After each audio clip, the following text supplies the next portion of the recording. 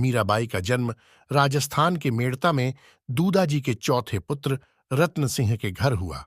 ये बचपन से ही कृष्ण भक्ति में रुचि लेने लगी थीं। मीरा का जन्म राठौर राजपूत परिवार में हुआ। उनका विवाह मेवाड़ के सिसोदिया राज्य परिवार में हुआ। उदयपुर के महाराणा कुंवर भोजराज इनके पति थे, जो मेवाड़ के महाराणा सांगा के पुत्र थे। विवाह के कुछ समय बाद ही उनके पति का देहांत हो गया।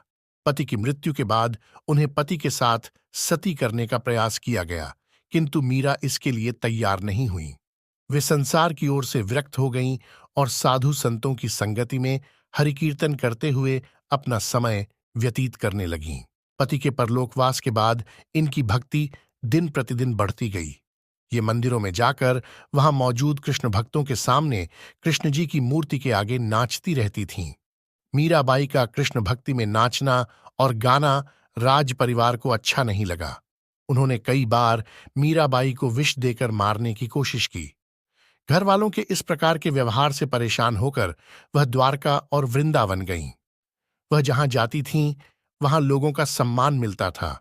लोग उन्हें देवी के जैसा प्यार और सम्मान देते थे। मीराबाई की मृत्यु को लेकर इतिहासकारों के बीच कई मतभेद हैं।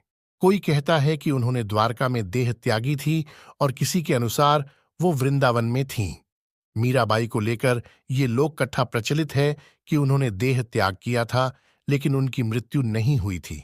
प्रचलित कथा के अनुसार कृष्ण जन्माष्टमी के दिन मीराबाई घंटों तक कृष्ण मंदिर में नाचती गाती रही थीं और उनकी भक्ति देख पूरा माहौल दिव्य हो गया था। एक समय के बाद वो जमीन पर गिर गईं और मंदिर के द्वार अपने आप बंद हो गए।